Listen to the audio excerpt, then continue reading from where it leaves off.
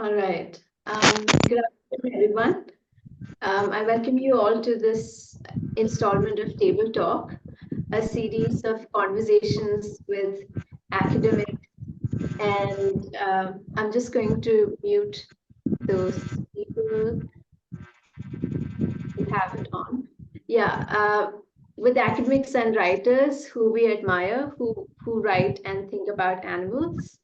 Um, Anu, since you're the host, could you mute those who have the mics on? Okay. We are the Indian Animal Studies Collective. I'm Susan Harris. My co-host Anu Pandey is also here. We aim to bring together academics and writers who are working on animals in India and South Asia. Today we have with us Rebekah Humphreys, and we're going to discuss her recent book, Animals, Ethics, and Language, the Philosophy of Meaningful Communication in the Lives of Animals. The talk is going to be recorded and it will be available on our website, YouTube, and Spotify. It's also a very informal discussion. So if you have a comment or a question, just raise your hand or unmute yourself to ask a question. But yes, it's great, Rebecca, to have you here. And anthropomorphism has appeared in almost all our table talks in one form or the other. So it's really been part of the language and conversations around the table talks. So it's great that we'll get to discuss it today. I thought we could begin the conversation by a rather general question, which is something I've always wondered, which is what do you make of the connection between anthropomorphism and subjectivity? And do you think those two are entirely different things? Well, thank you, Susan and Anu, for inviting me here first. It's a real honour to come and be part of this and be asked to speak at these table talks. Yeah, I mean, it's a really good question, I think, because anthropomorphism has tend to be associated with subjectivity. People will say, well, you're just anthropomorphizing animals. You're putting your own feelings onto animals, your own emotions, and thereby skewing the picture of what animals really like, skewing their something to do with their own ontology, if you like. And I think we do need to be aware of that. That is an important consideration. I think that is and has happened quite a lot. And it's very easy to do, I think, particularly with animals that are very different from us, but also with those that are closest to us. And there are flaws in our understanding of animals. However, I do think that talk about anthropomorphism has kind of blown our talk about animals out of proportion to what animals are really like. So there has been a deep fear and skepticism in the philosophical literature about anthropomorphism. So anthropomorphism is accused, as you say, of being wholly subjective, and of not being rigorous enough to give us a full understanding of animals. And the worry is, I think, with a complete avoidance of anthropomorphism is that it leads to a kind of language, I think, which is quite mechanistic in its approach. We have to use concepts that apply to animals, apply to humans, to talk about the lives of animals. And when we talk about the capacities and mental states and feelings and so on of animals, we only have the human language to use to talk about those mental states.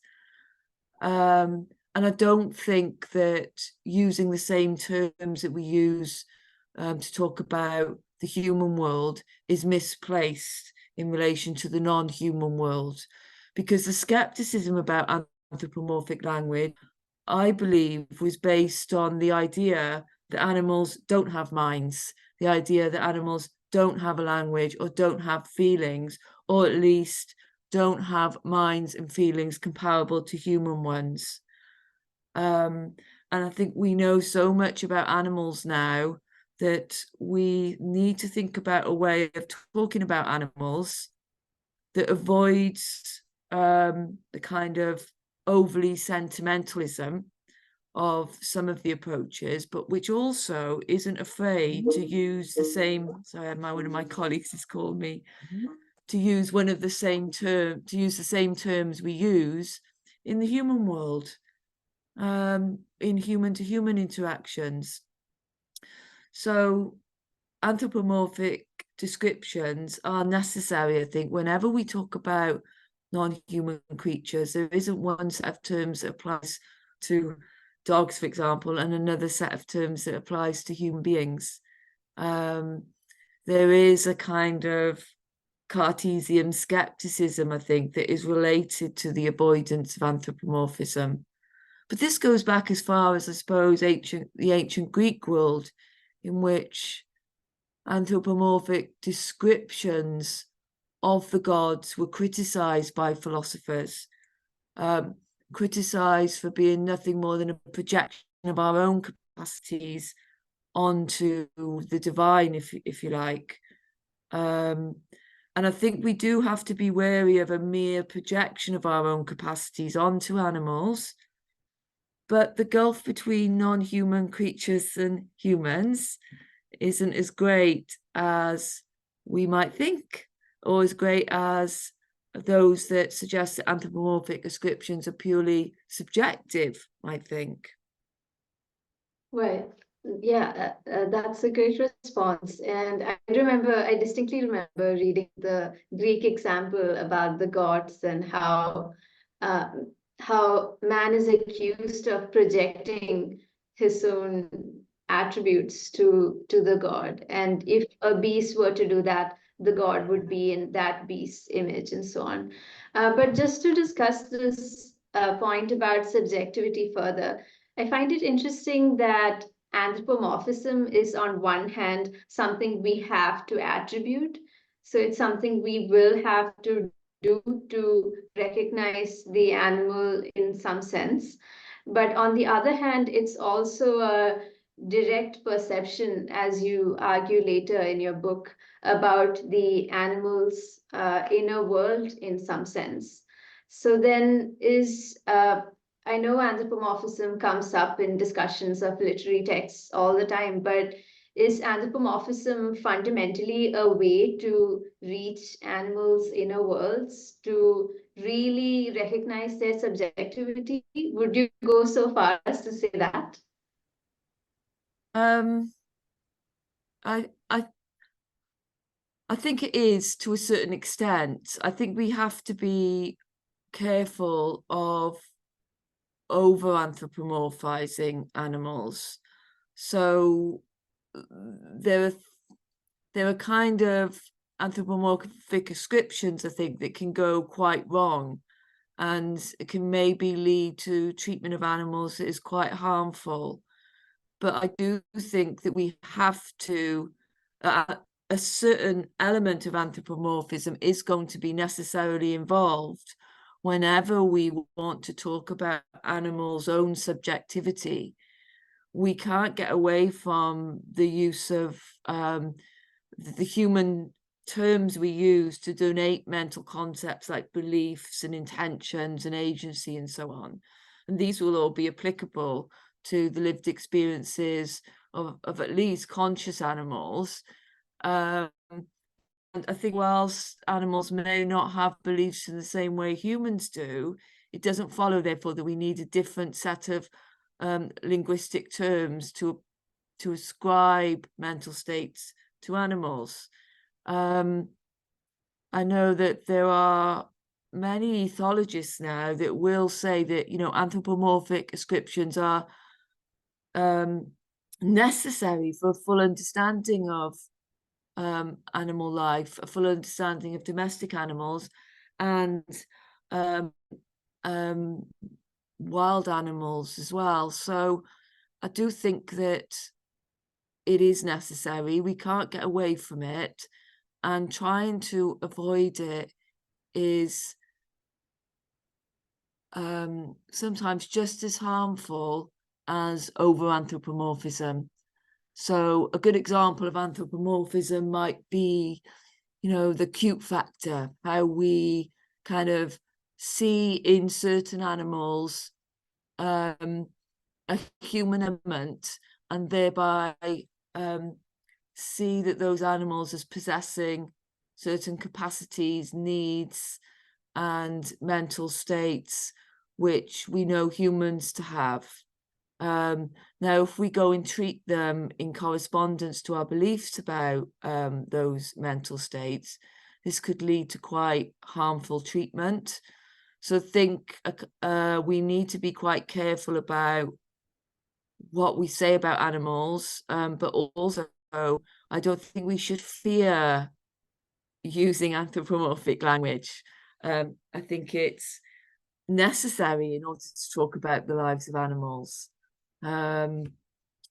Yeah, I mean, there is a lot of technicality, really, or technical terms that have been developed in relation to the different sorts of anthropomorphism.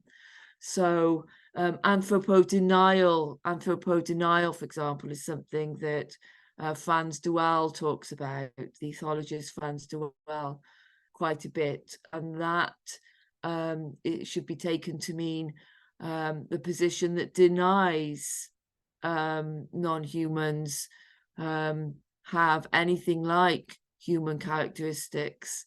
And I think there is a serious problem with that position, because it does lead to kind of, or is based on, I think, a skepticism about animal minds.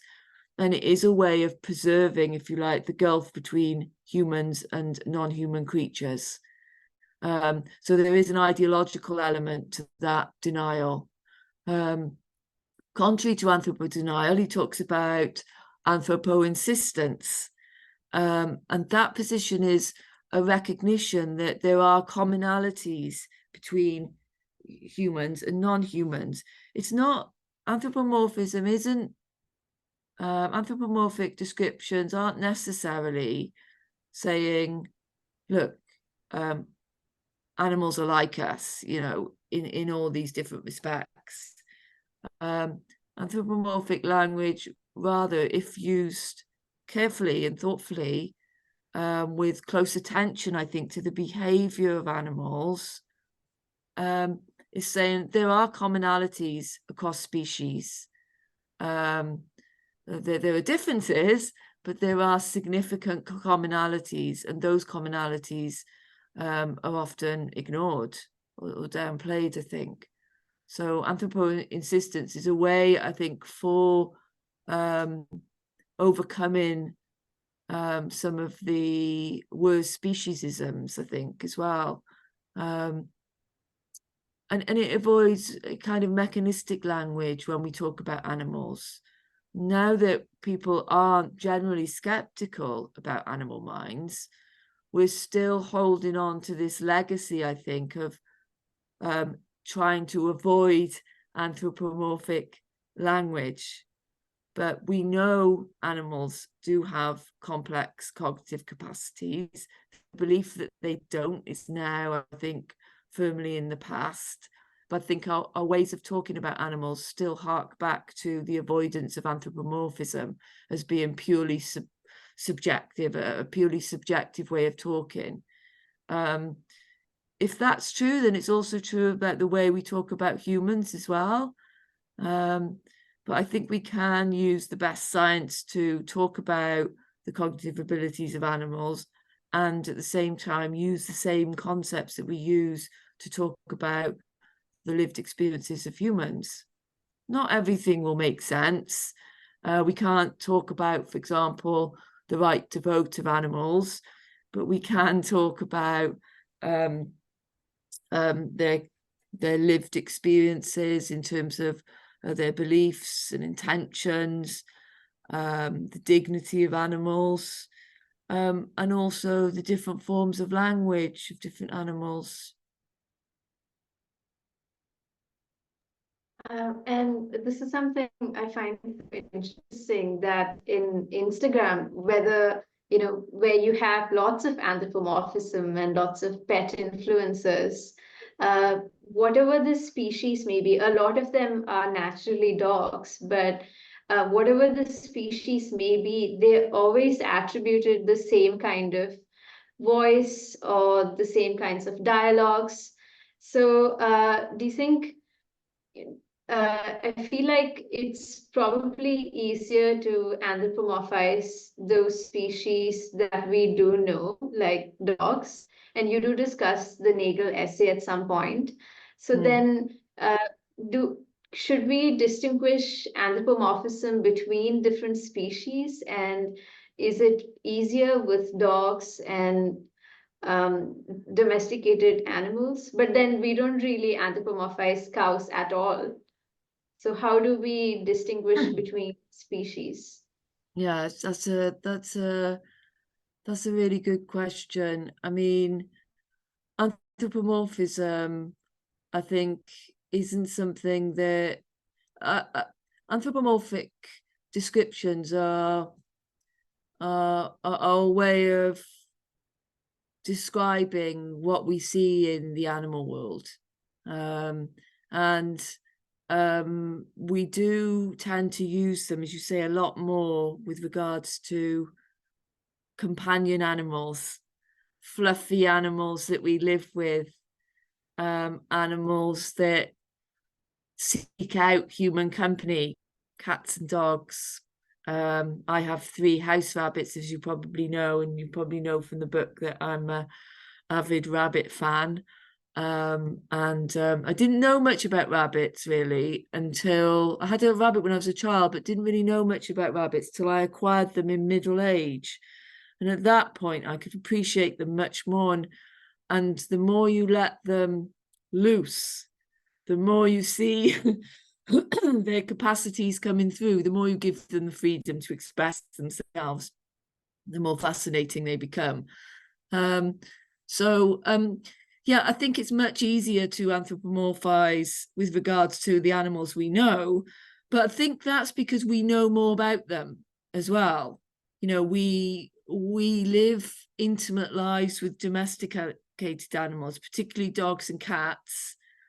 As you say, on Instagram, dogs, and on YouTube, you see all these different lovely videos of animals, of humans interacting with their pets, doing fascinating things that show the way in which animals, or domesticated animals at least, can live alongside humans, and a certain degree of understanding can be obtained between those non-human animals and humans.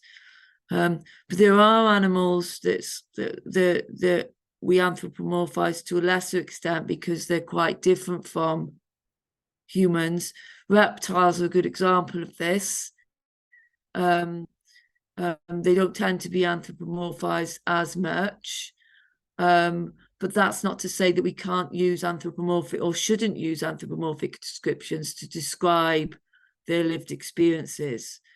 So someone that's written quite a lot about anthropomorphism and was the first person to put forward the term critical anthropomorphism, is Gordon Burkhardt, who has now written a book on reptiles, a fascinating book. I can't remember what it's called here. But it does make sense to talk about animals that are very different from us via the use of, say, the term belief, and predicates donating other mental states. But of course, we're not really as familiar with those animals, are we, as we are with fluffy companion pet animals.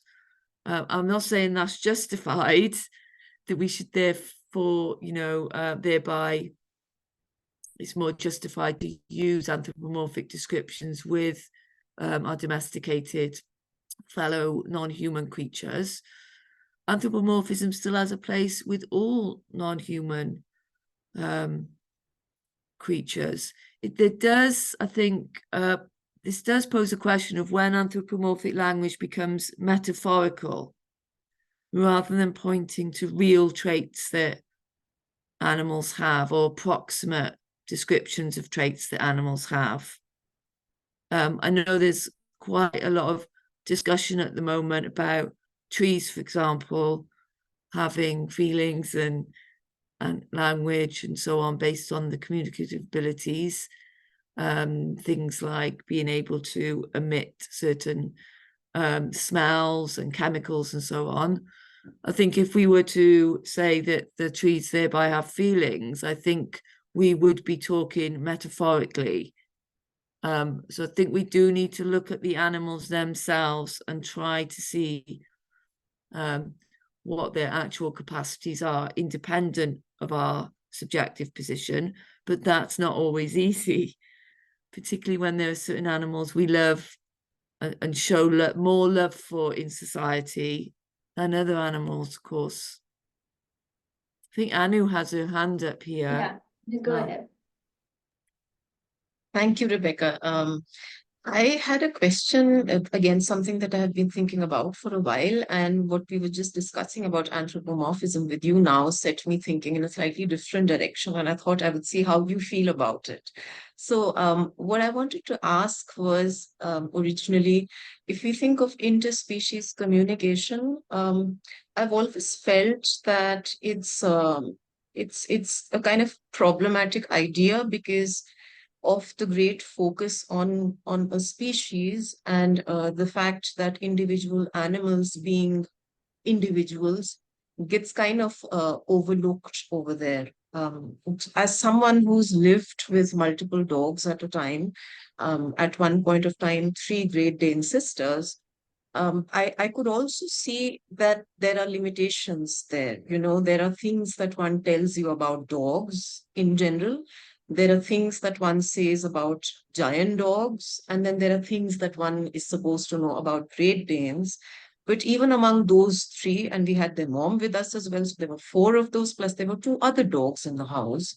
And and I could see in my day-to-day living with them that they had very different ways of communicating what they wanted.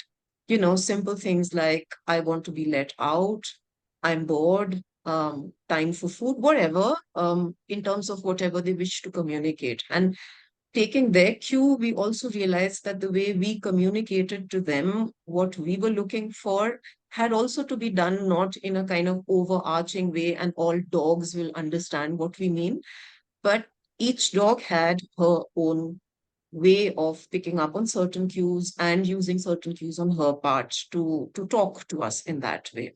And I always felt that when one thinks about communicating with a species, then these individual differences, the fact that each one of them is a person, well, person is a big word, but is an individual, is not taken cognizance of. And now when we were talking about anthropomorphism with you, I had the feeling that much maligned as it may be, and over anthropomorphizing is of course something that one needs to be wary of. But isn't there a way here? Because when we are anthropomorphizing, we are often anthropomorphizing individual animals that we have a kind of a relationship with. And even if we are kind of trying to overwrite what they say or what they want to say based on our human subjectivities and our understandings of those cues. I'm thinking, Susan, of the Instagram videos that you mentioned. And there are, of course, the dogs, but there are also the cats. And it's very often the people who live with these dogs or cats that kind of have, things like, oh, my dog's smiling or something, where there's like this baring of teeth and stuff. And I find that this is also not something that one would do about dogs in general, or about all dogs, or about all dogs of a particular breed or something, but it's a very one-to-one kind of, attribution of certain meanings to a particular individual animal.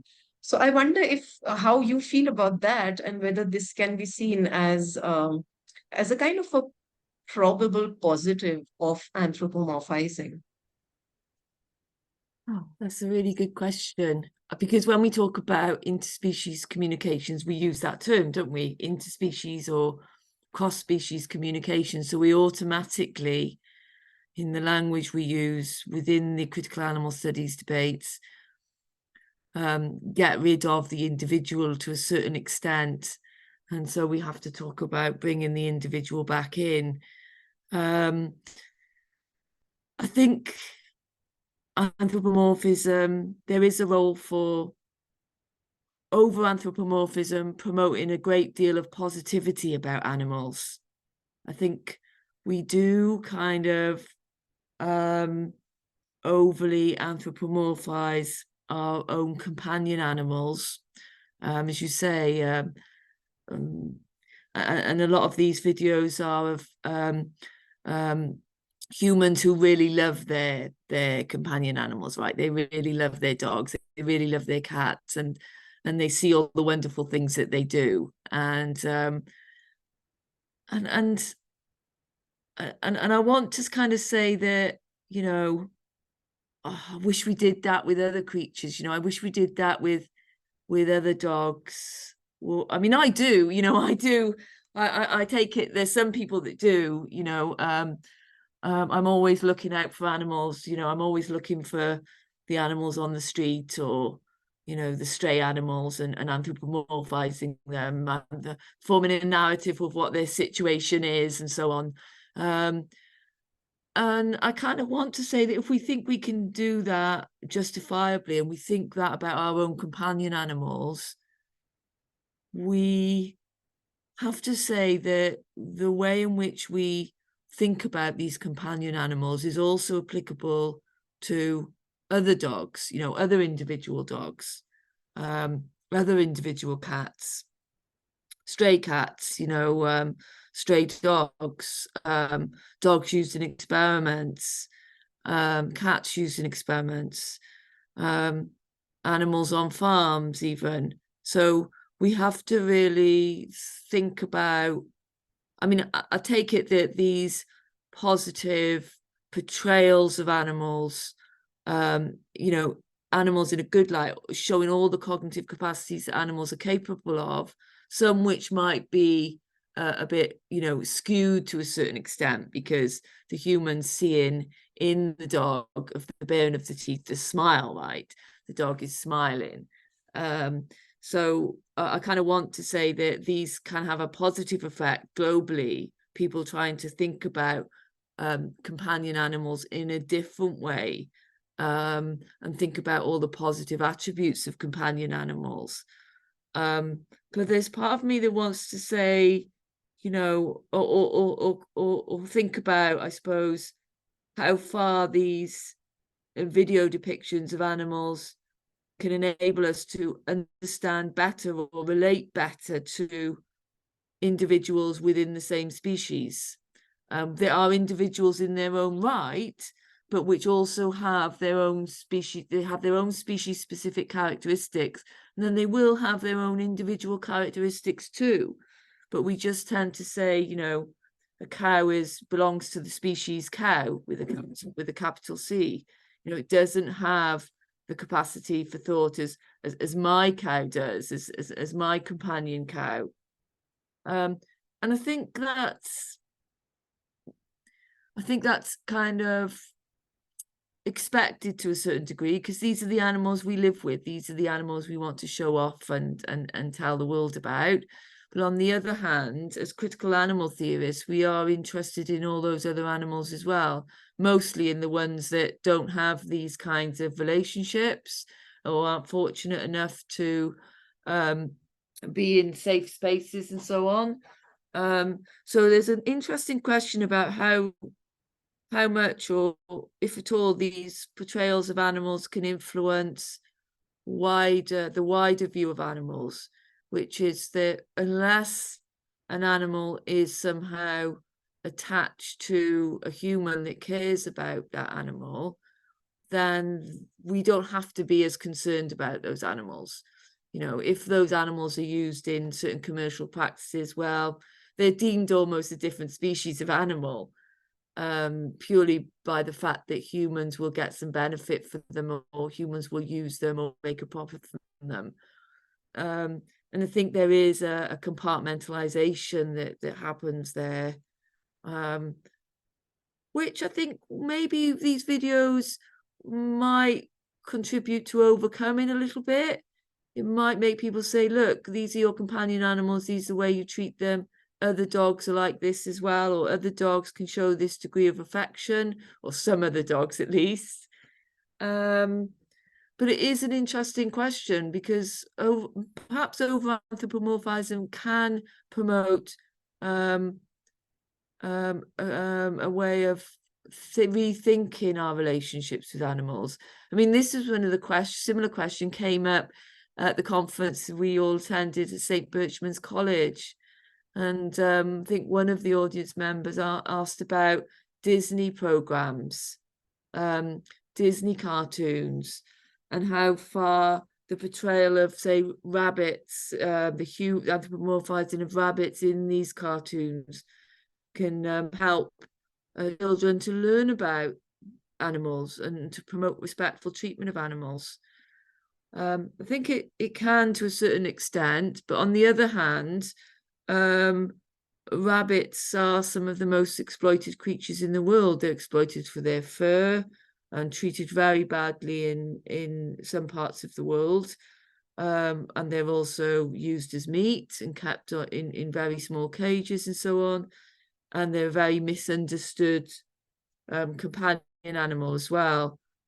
And my worry is that these Disney portrayals of animals make it seem like our treatment of animals is all okay, you know, and so that children in later life don't really have to think about these issues. Rabbits are treated like this in the Disney films, cows are treated like that in the other Disney videos. And related to that, I realized it the moment I said that about cows earlier, which is that, I found that bit in your book very moving when you talk about how animals are used in research, but then the scientific language that describes them does not account for the truth of the practice, you called it. And I was thinking about how cows are depicted in packaging in supermarkets, and now there's a lot of organic grass-fed cows, which the packaging will tell you that they're very happy, and to have milk or to have meat, it almost makes it look like you're doing a service to the cows themselves. So then my question is, that is also a kind of anthropomorphism, but then it's obviously very misleading and misled. So then how do we take stock of that kind of depictions? And my second question is, if the project of anthropomorphism is itself backed by some kind of ethical imperative, because there's people can anthropomorphize to totally misleading or exploitative uses which don't at all represent the inner worlds of animals. Yeah, it's very I think one of the really sad facts of the exploitative treatment of animals is that it's largely a hidden thing, and marketing is such that, as you said, animals are portrayed as having happy lives and enjoying being killed by us and kind of walking onto our plates. And as we know, that's completely inaccurate. I think big business has a lot,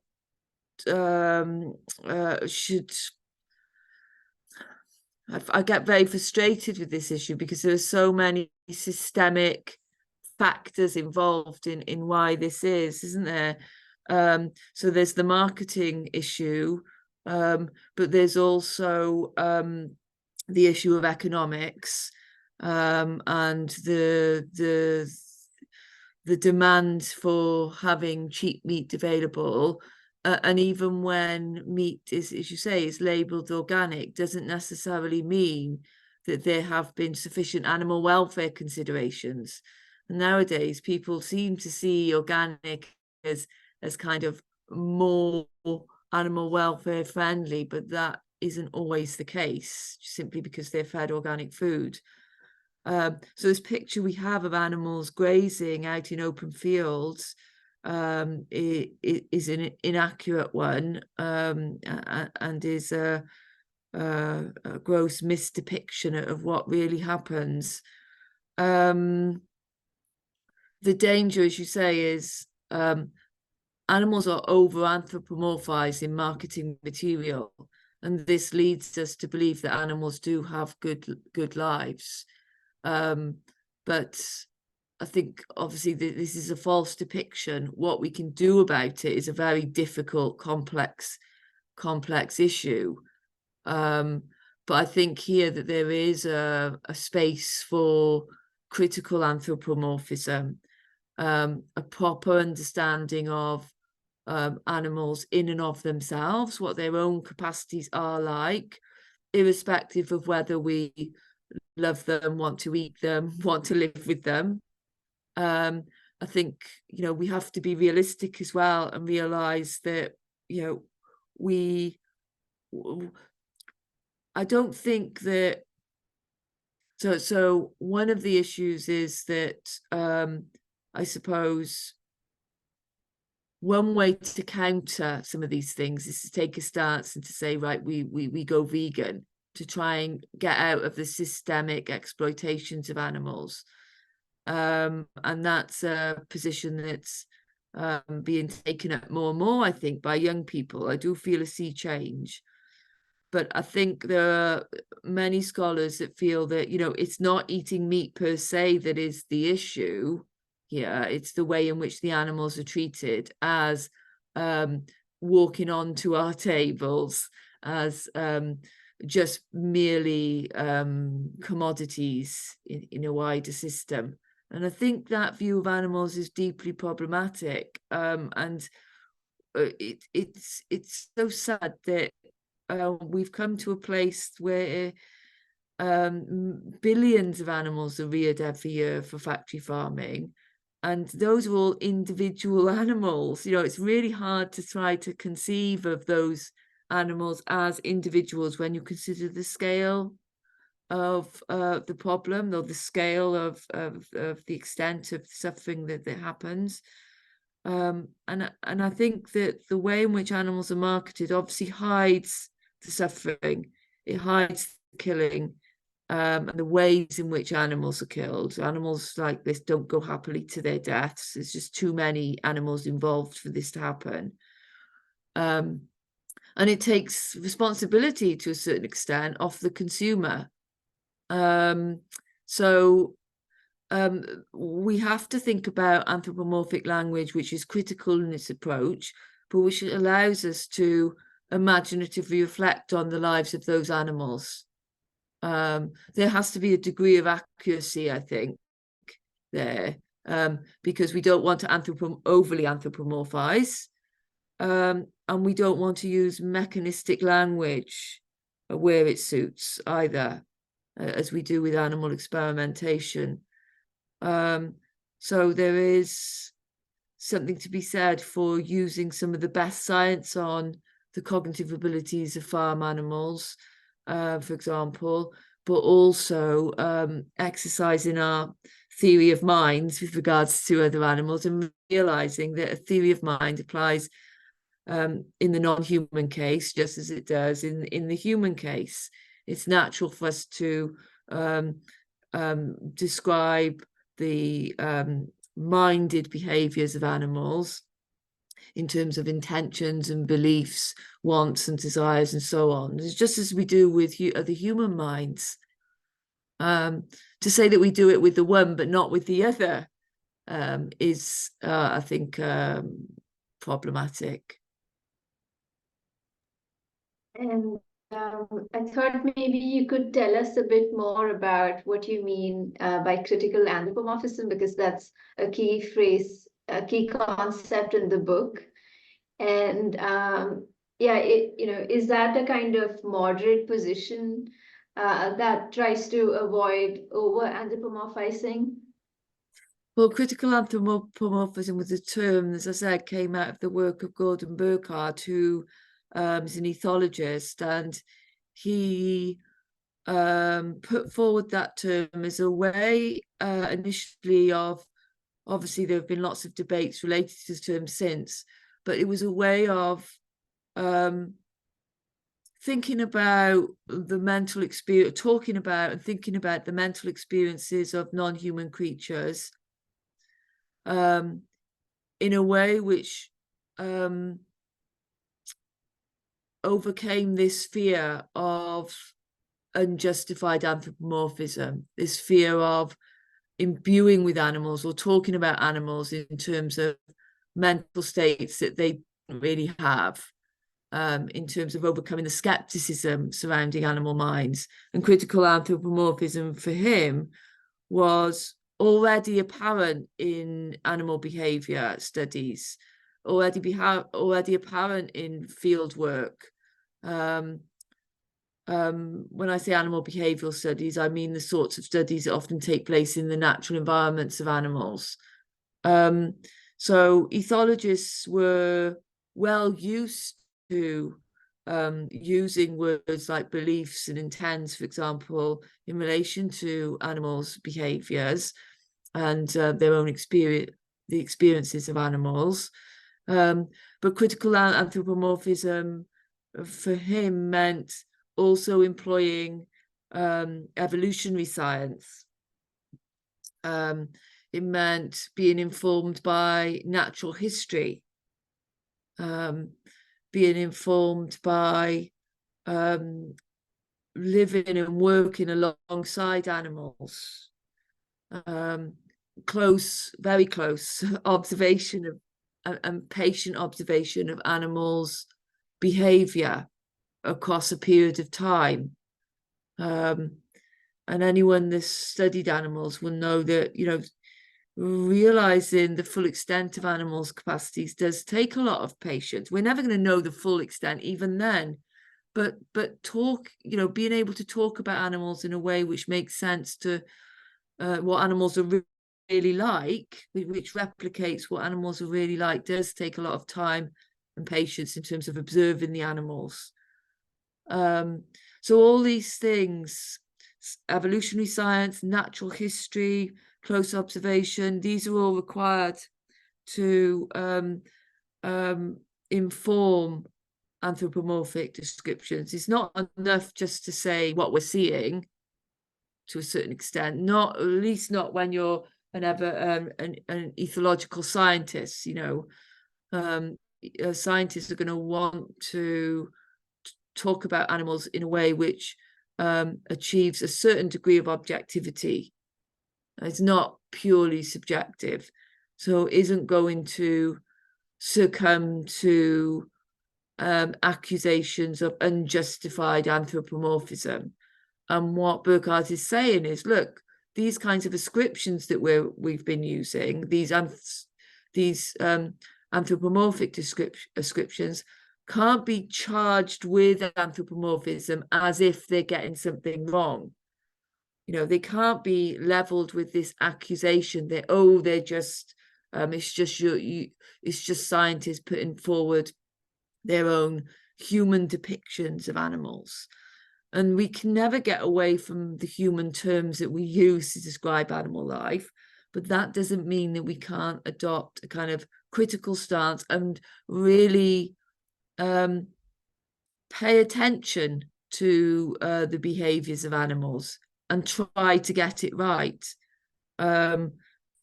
We do sometimes get it wrong. We often get it wrong.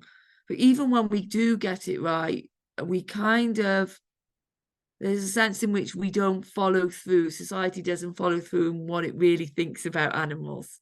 Many people love and care about animals and do see animals as minded creatures, but they're not generally treated as such, I don't think. In the book, I know you're talking against how animals are described in science, and that's, you know, a major part of your critique. But I also got the sense that you're appealing to, and you use the phrase a lot, you're appealing to a kind of common sense approach to not deny what you can very well see, and also to imagination in some sense. Uh, like when you cite the Cora Diamond essay, who talks in that essay about appealing how we let go of our judgment and imagination. So then, since a critical anthropomorphism depends on ethology, and I suppose that kind of science, what role does common sense or imagination have in the proper anthropomorphizing of an animal? No, that's a really good question, because it does seem like there's a tension there. I don't think there needs to be, though. So yeah, I am a direct realist when it comes to claims about knowledge regarding human minds, but also non-human minds.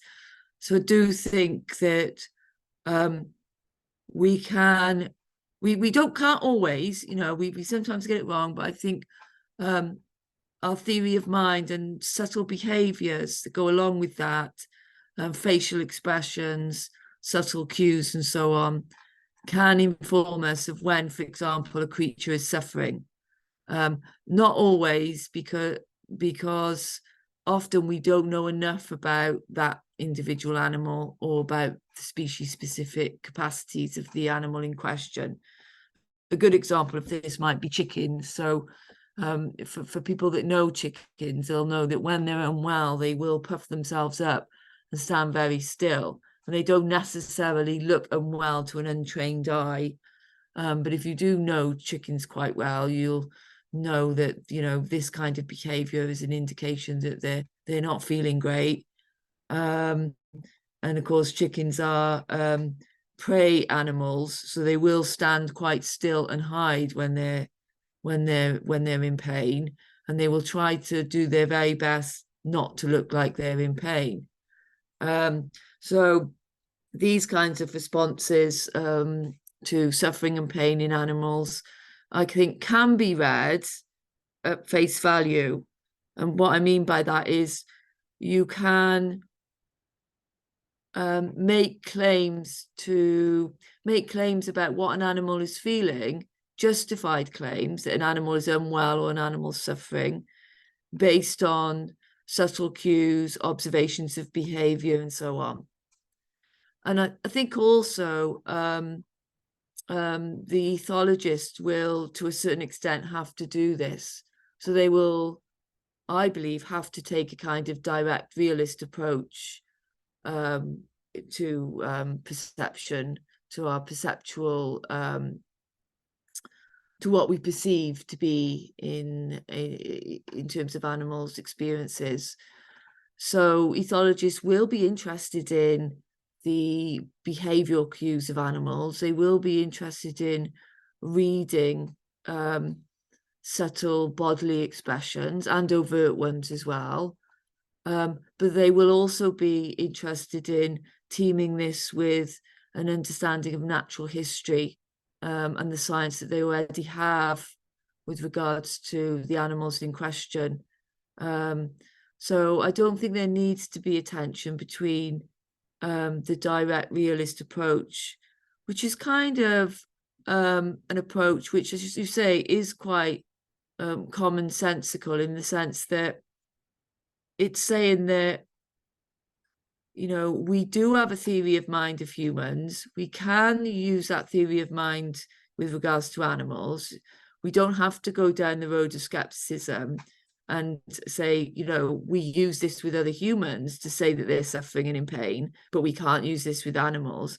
I think that's an incoherent approach to take. But we also have to be wary, I think, that we do sometimes get it wrong, particularly if we don't know the animals in question or don't already have quite a bit of experience already with those animals in terms of watching their behavior and so on. Yeah. Does that answer your question, Susan? Yeah, that's really helpful. I think Anu has Anu, her go. hand up. Yeah. Yeah. Yeah, so my two questions are both connected to your use of certain terms that I'm really intrigued by, curious about. So the first one is, of course, taking along from Susan's question about critical anthropomorphism that she posed just a little while ago, and I was wondering, when you use the other term, moral anthropomorphism, is this the same as critical anthropomorphism, or is there an added or different connotation here? And it's actually the same question then, because you also, when we met in Kerala at the conference, you'd spoken about this, and it figures in your book as well, the idea of anthropomorphism as philosophical sin. And there again, the use of the word sin had me wondering if there is a particular layer of meaning that one should be reading into that, as opposed to, I don't know, philosophical fallacy or something of the sort. Great. Yeah, thanks, Anu. Yeah, just to take the first part of the question. So, moral anthropomorphism is quite different, really, from, well, I see it as quite different from critical anthropomorphism. Moral anthropomorphism is something we do a lot. So we talked earlier about the YouTube videos and Instagram videos of people displaying their pets and all the wonderful things that their pets can do and the interactions that they have with them, or companion animals, I should say. Moral anthropomorphism relates to something that we do when we grant animals moral status, or we grant them moral consideration based on the fact that they are quite human-like, and only based on that fact, or based on the fact that they're animals which are part of our moral community, animals within our household, for example. It's quite an exclusive position, and I do believe that we do this quite a lot. So we take the animals that we consider to be cute and fluffy, or even the animals that we consider to be majestic and beautiful, like lions and tigers and elephants. We take those animals and we use them as a figurehead, if you like, for respectful treatment. Or we say, you know, these animals are really beautiful, they're really majestic, we shouldn't see these animals go extinct. Look at all these wonderful complex capacities that these animals have. And they do have complex, wonderful capacities. But the danger is that we accord greater moral significance to those animals than we would to other animals that also deserve to be treated respectfully and given more consideration. There is a sense in which the animals we find the cutest are the animals which we may, in some contexts, respond more empathetically to. And I think that's a real problem. Just going back to what Susan, I'm sorry, I didn't answer your question fully, because you did mention empathy, Susan. I forgot to say something about it, but I think our empathetic emotional responses to animals can motivate us to act, and can inform us of when, for example, a creature is suffering. But I don't think those emotional responses are always necessary. We do tend to have those emotional responses with regards to cute animals, the cute ones that we feel sorry for. We don't tend to have them, or a lot of people don't tend to have them towards other animals in certain contexts, and often because of the context in which they're used, like animals in experiments, or animals used in the farming system, factory farming. I think that's a real problem, because those animals will have interests and needs, and will have an interest in not suffering, just as the cute, furry, fluffy ones do. It can afford, I think, moral anthropomorphism, protection for animals in some instances that might not usually be protected. So the example I use in the book is of the blobfish. The Ugly Animal Preservation Society released a picture of a blobfish that had been brought up from the depths of the water, depths of the sea, and it had very, very human-like features. And because of this, you know, there was a lot of empathetic responses, but also responses of wonder that an animal from the ocean could look so human-like. And that did afford, of course, the animal was dead. It doesn't really look like this in the water, but that did afford a great deal of promotion for the Ugly Animals Preservation Society. But as they point out, there are lots of animals whose interests are being thwarted because of the climate crisis and so on. And lots of animals, or the majority of animals in the sea that don't look like humans at all. And these animals can, or many of these animals can also suffer and will have interests that need to be taken into account. So it's not just the fluffy ones. Another good example of where the moral anthropomorphism has worked successfully, or some might say successfully, is pandas, who have been part of, you know, a successful breeding program, whether breeding wild animals is ethical is maybe for another table talk.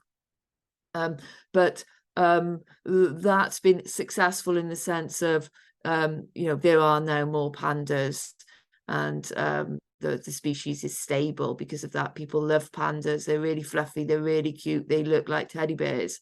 They're not, but that's what they look like. And the danger is then that moral anthropomorphism leads us to give those animals greater respect than other animals that deserve just as much respect. We do this with our pet animals, as prime example, our pet dogs, and treat them in ways that perhaps we should treat them in ways which conflict with the ways in which we treat dogs on the street as being dirty and vermin and so on. I thought that was a powerful metaphor as well.